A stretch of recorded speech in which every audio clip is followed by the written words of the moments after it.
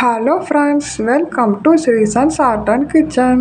எல்லோரும் எப்படி இருக்கீங்க ஃப்ரெண்ட்ஸ்? நல்லா இருக்கீங்களா? கண்டிப்பாக எல்லோரும் நல்லா இருப்பீங்க அப்படின்னு நான் நினைக்கிறேன். இந்த நாள் இனிய நாளாக அமைய என்னுடைய வாழ்த்துக்கள். இந்த வீடியோ பதிவில் உங்களுக்கு நான் எதை பற்றி ஷேர் பண்ணியிருக்கேன் அப்படின்னாக்கா, இப்போ வரக்கூடிய தைப்பூச திருவிழா. தைப்பூச திருவிழாவுக்கு நீங்கள் எல்லாருமே விரதத்தை ஆரம்பிச்சிருப்பீங்க. 48 நாள் விரதம் இருக்கிறது, 21 நாள் விரதம் இருக்கிறது, இல்லைனா தைப்பூசத்தை அன்னைக்கு மட்டும் விரதம் இருந்து வழிபாடு பண்ணுறது, இப்படி ஒவ்வொருத்தங்களும் ஒரு முறையாக கடைபிடித்துக்கிட்டு வந்துக்கிட்டு இருப்போம். இப்போ 48 நாள் நீங்கள் விரதம் இருக்கணும் அப்படின்னாக்கா டிசம்பர் மாதம் 25ஆம் தேதியை நம்ம விரதத்தை ஆரம்பிச்சிருக்கணும்.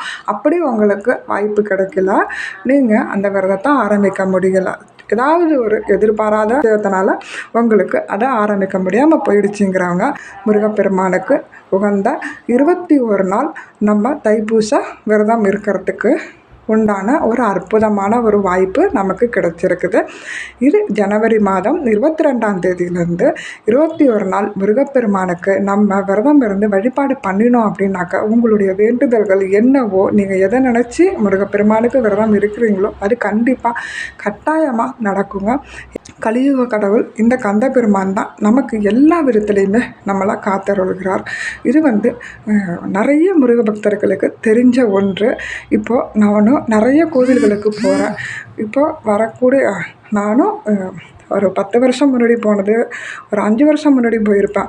இப்போ பார்த்தீங்க அப்படின்னாக்கா, அப்போ இருந்த மக்கள் கூட்டத்தை விட இப்போ அந்த கோவில்களில் இருக்கக்கூடிய மக்கள் கூட்டத்துக்கு பார்த்தீங்கன்னாக்கா, எனக்கு ரொம்ப பிரமிப்பாக இருக்குது. ஆகா, என்ன ஒரு ஒரு அற்புதம் இந்த கந்த பெருமான் நிகழ்த்திக்கிட்டு இருக்காரு. இப்படி எல்லா மக்களுக்கும் இப்படி ஒரு நம்பிக்கையை கொடுக்குற தெய்வமாக என்னுடைய கந்த பெருமான் இருக்காரு அப்படின்னு சொல்லிட்டு எனக்கு அப்படியே சிலிர்த்து போகுதுங்க. அந்த அளவுக்கு நம்மளை காத்தருளக்கூடிய இந்த கந்த கடவுள் நமக்கு முருகர்கிட்ட நம்ம விரதம் இருந்து வழிபாடு பண்ணினோன்னா நம்ம பயப்படவே வேண்டாம். நம்ம அவரை தாய் தந்தையாக நினச்சா நம்மளையும் பாதுகாப்பார். நமக்கு ஒரு குழந்தையாக அவர் நம்ம நினச்சோன்னாக்கா, அது நம்ம அந்த இடத்துல அவரை வச்சு நம்ம பார்த்தோன்னாலும் அவர் ரொம்ப மனம் குளிர்ந்து போவார். இப்படி தான் முருகப்பெருமானை நம்ம எந்த விதத்தில் நம்ம எப்படி நம்ம வழிபாடு பண்ணாலும் சரி, நமக்கு என்ன நினைக்கிறோமோ எல்லாமே கிடைக்குங்க. கண்டிப்பாக ஒரு சிலருக்கு உடனடியாக நடக்கும், ஒரு சிலருக்கு தாமதமாக ஆகும். அது அவங்களுடைய கர்ம வினையை பொறுத்தது. அதனால் நம்ம தொடர்ந்து விடாமல் முருகப்பெருமானை நம்ம தினம் நினச்சி பிரார்த்தனை பண்ணிக்கிட்டு இருந்தாலே போதுங்க, நமக்கு அவர் இருக்கார், எல்லாத்தையும் பார்த்துப்பாரு அப்படின்ற ஒரு ஒரு நம்பிக்கை கிடச்சிரும். அதனால தான் சொல்கிறேன், ஜனவரி மாதம் 22ஆம் தேதி இந்த விரதத்தை நீங்கள் ஸ்டார்ட் பண்ணிட்டீங்க அப்படின்னாக்கா ரொம்ப நல்ல நாள். அப்படியும் உங்களால் ஸ்டார்ட் பண்ணி விரதத்தை கண்டினியூ பண்ண முடியல, என்ன பண்ணுறதுன்னீங்கன்னா, தைப்பூசத்தை அன்னைக்கு மட்டும் நீங்கள் விரதம் இருக்கலாம். பொதுவாக இப்போ எப்படி ஐயப்பன் மாலை போடுறோம் அப்படின்னாக்கா ஒரு மண்டலம் விரதம் இருக்கணும் அப்படின்னு சொல்கிறோம். அதுபோல் இந்த தைப்பூச விரதத்துக்கும் பக்தர்கள் ஒரு மண்டல காலம் மாலை அணிந்து விரதம் இருந்து சுத்தபத்தமாக அசைவ உணவுலாம் சாப்பிடாம எப்படி சபரிமலைக்கு போகிறவங்க விரதம் கடைபிடிப்பாங்களோ அது மாதிரி விரதம் இருந்து வழிபாடு பண்ணுவாங்க. பாத யாத்திரையாக கோவிலுக்கு போவாங்க, பழனி மலைக்கு பாத யாத்திரையாக போவாங்க. இது மாதிரி அவங்களுக்கு எத்தனையோ பேருக்கு எவ்வளவோ நடத்தி கொடுத்துருப்பார் கந்த பெருமான். கந்த பெருமானுக்கு மிகவும் உகந்த நாள் இந்த தைப்பூச நாள். இந்த தைப்பூச நாளில் முருகப்பெருமானுடைய அருளை நம்ம பெறணும் அப்படின்னு நினச்சோம் அப்படின்னாக்கா, நம்ம யார் வேணுனாலும் இந்த விரதத்தை கடைபிடிக்கலாங்க.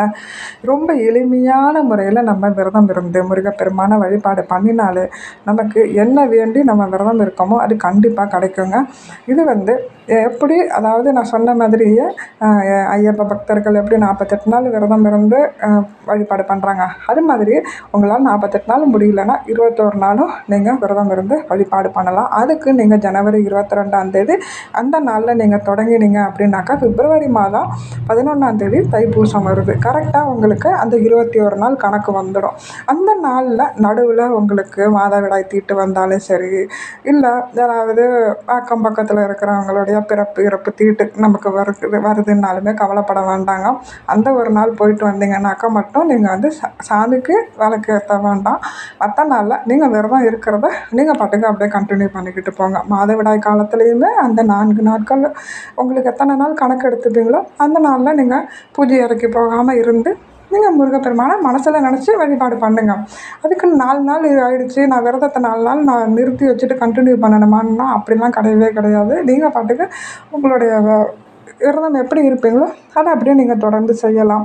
முருகப்பெருமானுக்கு மிக உகந்த திருவிழா மற்றும் விரத நாட்களில் ஒன்று தான் இந்த தைப்பூசம். தை மாதத்தில் வரக்கூடிய பௌர்ணமி திதியும் பூச நட்சத்திரமும் இணைந்து வரும் நாள் தான் தைப்பூச நாளாக நம்ம கொண்டாடுறோம். ஞான பண்டிதனான முருகப்பெருமான் ஞான பழத்தை பெற முடியவில்லையே என தாய் தந்தையிடம் கோபம் கொண்டு பழனிமலையில் ஞான பழமாக ஆண்டை கோலம் கொண்டு அமர்ந்த தினம்தான் இந்த தைப்பூச நாள். அது மட்டும் இல்லாமல் உலகம் முழுவதிலும் இருக்கக்கூடிய முருக பக்தர்களால் விசேஷமாக கொண்டாடப்படக்கூடிய ஒரு விழா அப்படின்னு பார்த்தீங்கன்னா இந்த தைப்பூச விழா. இந்த தைப்பூச நாளில் நம்ம 48 நாள் விரதம் இருந்து ஆரம்பித்து வழிபாடு பண்ணலாம். அப்படி இருக்க முடியாதவங்க 21 நாள் நீங்கள் விரதம் இருக்கலாம். இந்த விரதம் இருக்கிறதுனால நம்ம வாழ்க்கையில் மிகப்பெரிய வளர்ச்சி கிடைக்கும், செல்வம் பெருகணும், கடன் பிரச்சனையிலிருந்து நம்ம விடுபடணும், பலவிதமான துன்பங்களிலிருந்து விடுபடணும் அப்படிங்கிறவங்க முருகப்பெருமானை மனதார வேண்டிக்கிட்டு இந்த 21 நாளும்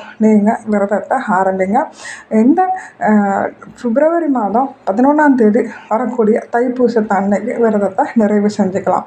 அதனால் இந்த தைப்பூசம் உங்களால் 48 நாள் விரதம் இருக்க முடியல அப்படிங்கிறவங்க இந்த 21 நாளை கண்டிப்பாக மிஸ் பண்ணாமல் நீங்கள் இந்த விரதத்தை உடனடியாக ஆரம்பித்து பண்ணுங்கள். இப்போது நீங்கள் விரதத்தை ஆரம்பிக்கணும்னு நினைக்கிறீங்க அப்படின்னாக்கா ஜனவரி 22ஆம் தேதி புதன்கிழமையிலேருந்து ஆரம்பிச்சிடுங்க. அன்றைக்கி காலையில் எழுந்து குளிச்சுட்டு வீட்டில் சாமிக்கு தீபம் ஏற்றி வச்சுட்டு கோவிலில் போய் முருகப்பெருமானுடைய ஆலயத்துக்கு போயிட்டு முருகப்பெருமானை வழிபாடு பண்ணிவிட்டு நல்லபடியாக அந்த விரதத்தை முடித்து கொடுப்பான் அப்படின்னு சொல்லி வேண்டிட்டு உங்களுடைய வேண்டுதல்கள் என்ன இருக்கோ அதை சொல்லிட்டு வந்துடுங்க.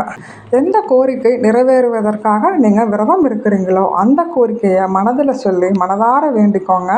பிறகு வீட்டுக்கு சுவாமிக்கு பூஜை அறையில் விளக்கு ஏற்றி வச்சுருப்பீங்க இல்லைங்களா, அங்கே உள்ள முருகப்பெருமானுக்கும் நீங்கள் ஏதாவது தினமும் ஒரு பால் இல்லை கல்கண்டு போட்ட பாலோ இல்லை சர்க்கரை போட்ட பாலோ சாதம் ஏதாவது ஒரு இனிப்பு வகை இல்லைன்னா திராட்சை கற்கண்டு இந்த மாதிரி ட்ரை ஃப்ரூட்ஸ் இருக்குங்க இல்லைங்களா, அந்த மாதிரி உங்களுக்கு என்ன கிடைக்குதோ அதை வச்சு நிவேதனமாக உங்களால் முடிந்த அளவு வச்சு நீங்கள் பழமோ வச்சு எது வேணால் நீங்கள் சாமிக்கு படைத்து நிவேதனம் பண்ணிவிட்டு உங்களுடைய விரதத்தை ஆரம்பிச்சுக்கோங்க.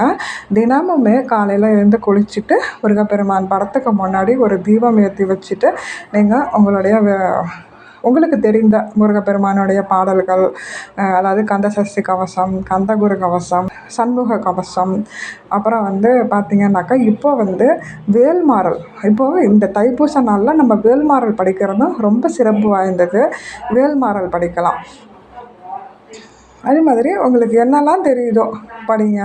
அதுக்கும் நேரம் இல்லை, நீங்கள் வேலைக்கு போகிறவங்களா இருக்கலாம், இல்லை கை குழந்தைய வச்சுக்கிட்டு இருக்கிறவங்களாம் இருக்கலாம். உங்களால் முடியாது அப்படின்னு நினைக்கிறாங்க, முருகப்பெருமானுக்கு விரதம் இருக்கணும் ஆனால் ஆசையாக இருக்குது, என்னால் உட்காந்து அவ்வளோலாம் மெனக்கட்டு படிக்க முடியாதுன்றாங்க. ஓம் சரவண பவ இந்த பிரணவ மந்திரத்தை மட்டும் தினந்தோறும் உச்சரிச்சுக்கிட்டே இருங்க. நிச்சயமாக உங்களுடைய வேண்டுதல்கள் எதுவாக இருந்தாலும் கண்டிப்பாக அந்த கந்தப்பெருமான் நிறைவேற்றி கொடுப்பார். இது 100% உண்மை. விரதம் இருக்கிற முறை என்ன அப்படிங்கிறத பார்த்துடலாம்.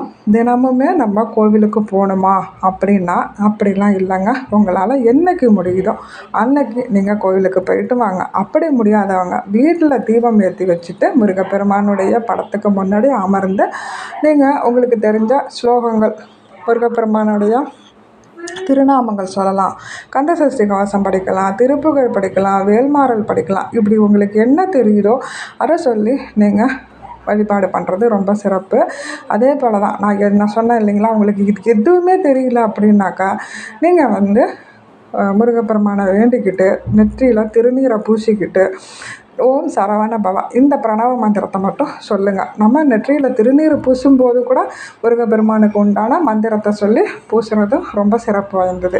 அந்த மந்திரம் என்னங்கிறது நம்ம சேனலில் நான் கொடுத்துருப்பேன், அதையும் போய் பாருங்கள். வேல்மாறல் படிக்க முடியாதவங்க காயத்ரி மந்திரம் இருக்கும், அதையும் கூட நம்ம சொல்லிக்கலாம். அதனால் உங்களுக்கு ரொம்ப எளிமையாக உங்களுக்கு என்ன பண்ணணுமோ உங்களால் என்ன முடியுதோ அதை பண்ணுங்கள். விரதம் இருக்கிறவங்க நீங்கள் இந்த 21 நாளுமே சாப்பிடாம இருக்கணுமா, இல்லை 2 வேளை சாப்பிடாம இருக்கணுமா, இல்லை ஒரு வேளை சாப்பிடாம இருக்கணுமா, உங்களுக்கு எது முடியுதோ, உங்கள் உடம்புக்கு எது ஒத்துழைக்குதோ அதை பண்ணுங்கள். ஒரு வேளை சாப்பிடாம இருக்கீங்கன்னா இருங்க, இல்லை என்னால் அது மாதிரி முடியாது அப்படின்னாக்கா பரவாயில்ல, 3 வேளையும் சாப்பிட்டுக்கலாம். எளிமையான உணவுகளை சாப்பிடுங்க. அசைவ உணவை தவிர்த்துட்டு எளிமையான உணவை சாப்பிடுங்க. யாருக்கிட்டேயும் கோபப்படாமல், எதை பற்றியும் தேவையில்லாத வீண் வம்பு பேச்சுகளில் ஈடுபடாமல், தேவையில்லாத விஷயத்தை சிந்திக்காமல், முழுக்க முழுக்க இறை பக்தியில் முருகப்பெருமானுடைய திருநாமத்தை சொல்லி நம்ம ரொம்ப அமைதியான குணத்தோட, ஒரு சாந்த குணத்தோட நம்ம விரதம் இருந்தோம் அப்படின்னாக்கா நிச்சயமாக நம்மளுடைய வேண்டுதல்கள் என்னவா இருந்தாலுமே சரி, கந்த பெருமான் கண்டிப்பாக நிறைவேற்றி கொடுப்பார். விரத நாளில் நம்ம இருக்கும்போது முருகப்பெருமான் ஆலயத்துக்கு சென்றாலும் சரி, இல்லை சிவன் ஆலயங்களில் இருக்கக்கூடிய முருகப்பெருமானுக்கோ சரி, நீங்கள் அபிஷேகத்துக்கு உண்டான பன்னீர், விபூதி, சந்தனம், தேன், அதுபோல் பால், இதில் ஏதாவது ஒன்று நீங்கள் வாங்கி கொடுக்கலாம். தைப்பூசத்தன்னைக்கு நம்ம முருகப்பெருமானுக்கு பால் வாங்கி கொடுத்து, அபிஷேகத்துக்கு பால் வாங்கி கொடுக்கறது நம்மளுடைய பாவங்களை நீக்கக்கூடிய ஒரு அற்புத சக்தி வாய்ந்தது. அதுபோல் நம்மளுக்கு என்ன நினச்சி நம்ம ஒரு விரதம் இருந்து வழிபாடு பண்ணிக்கிட்டு இருக்கோமோ அதுவுமே கண்டிப்பாக நடக்கும் அப்படிங்கிற ஒரு நம்பிக்கை. அதனால் தைப்பூசத்தன்னைக்கு அதனால தான் முருகப்பெருமானுக்கு பால் காவடி எடுப்பாங்க, அலகு குத்தி வழிபாடு பண்ணுவாங்க. அதாவது ஈட்டி மாதிரி வச்சு அலகு உடம்புலலாம் குத்தி தேர் போல் இழுத்துக்கிட்டு வருவாங்க முருகப்பெருமானை. பெரிய பெரிய காவடிலாம் எடுப்பாங்க, பால் காவடிலாம் எடுத்துகிட்டு போவாங்க. அதனால் பால் காவடி எடுத்து பாலபிஷேகம் பண்ணி முருகப்பெருமானை அந்த நேரத்தில் நம்ம வழிபாடு பண்ணுறதுங்கிறது மிக மிக சிறப்பு வாய்ந்த நாளுங்க.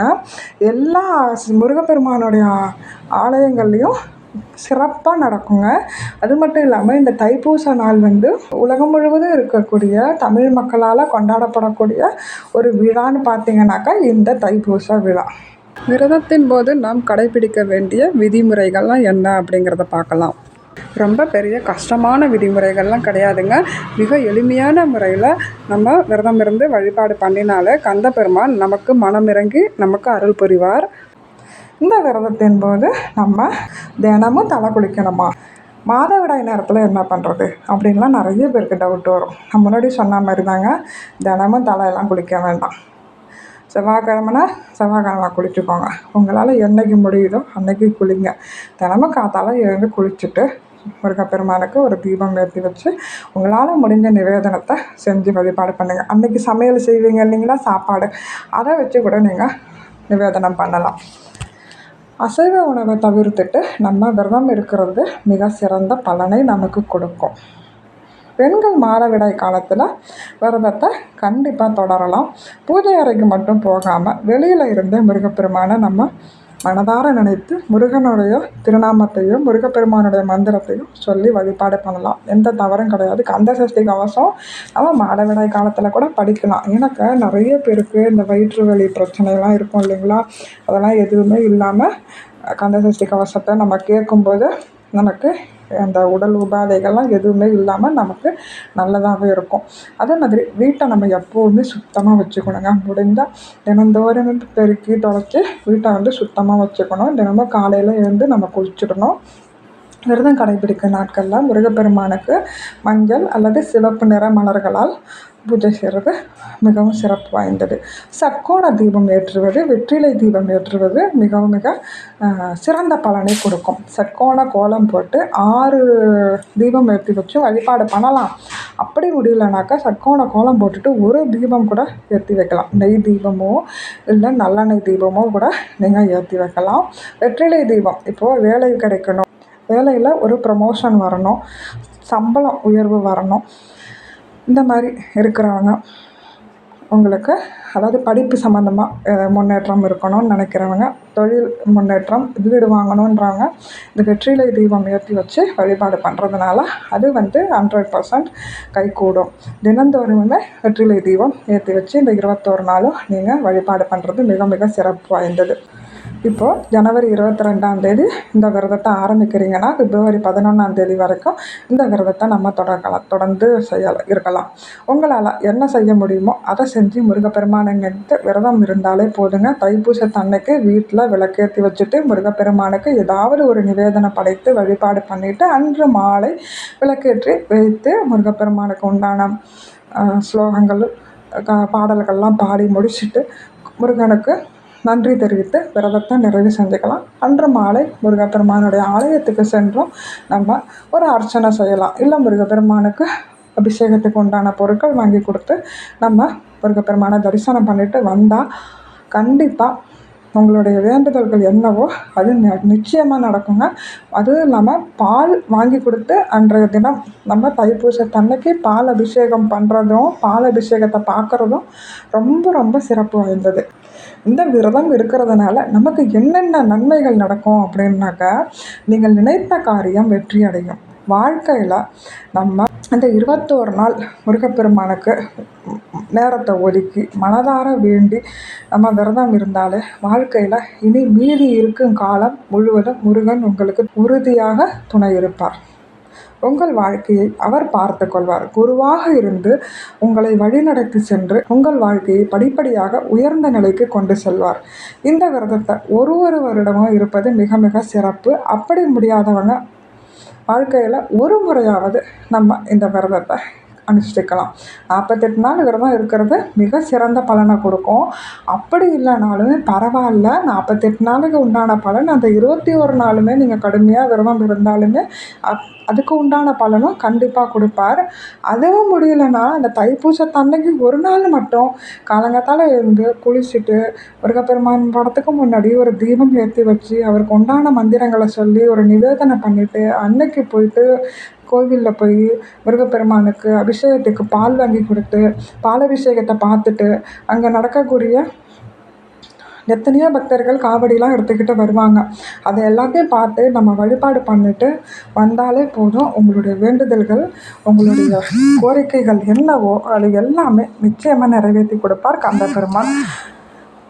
இந்த வீடியோ பதிவில் இவ்வளவு நேரம் நான் தைப்பூசத்தன்னைக்கு விரதம் இருக்கிறது எப்படி, இந்த 21 நாள் விரதம் இருந்தால் என்னென்ன பலன்கள் எல்லாத்தையும் பற்றி டீட்டெயிலாக சொல்லிட்டேன். இது உங்களுக்கு எவ்வளவு எளிமையாக முடியுமோ அதை நீங்கள் உங்களுக்கு தெரிஞ்ச அளவுக்கு நீங்கள் கடைப்பிடித்துட்டு வாங்க. முருகப்பெருமான் நம்ம எந்த அளவுக்குமே கஷ்டப்படுத்த மாட்டாருங்க. நம்ம தாங்க தேவையில்லாமல் இப்படி இருக்கணும் அப்படி இருக்கணும் மனசை போட்டு குழப்பிக்கிட்டு நம்ம விரதம் இருக்கோம். அப்படி எதுவுமே பண்ண வேண்டாம். மனசார நீங்கள் அவரை தினமும் பிரார்த்தனை பண்ணிக்கிட்டு தெரிஞ்ச மந்திரங்கள் ஸ்லோகங்களை சொல்லிவிட்டு நீங்கள் விரதத்தை கடைபிடிச்சிட்டு வாங்க. தேவையில்லாத விஷயங்களில் தலையிடாமல் வம்பெல்லாம் பேசாமல் மனசை அமைதியாக வச்சுக்கோங்க. சுத்தமான முறையில் நீங்கள் இருந்து அசைவ உணவை தவிர்த்துட்டு இந்த விரதத்தை கடைபிடித்து பாருங்களேன். கண்டிப்பாக கந்தனுடைய அருள் நமக்கு பரிபூர்ணமாக கிடைக்குங்க. இவ்வளவு நேரம் பொறுமையாக இந்த வீடியோ பதிவை பார்த்தவங்க எல்லாருக்குமே என்னுடைய மனமார்ந்த நன்றிகள். இந்த வீடியோ பதிவு உங்களுக்கு பிடிச்சிருந்தது பயனுள்ளதாக இருந்தது அப்படின்னாக்கா உங்களோட ஃப்ரெண்ட்ஸ் அண்ட் ஃபேமிலிக்கு என்னோடய வீடியோவை ஷேர் பண்ணுங்கள். புதுசாக பார்க்குறவங்க நம்ம சேனலை சப்ஸ்கிரைப் பண்ணி வச்சுக்கோங்க. வேறு ஒரு இன்ட்ரெஸ்டிங்கான வீடியோவில் உங்களை நான் சந்திக்கிறேன். அது வரைக்கும் நன்றி, வணக்கம்.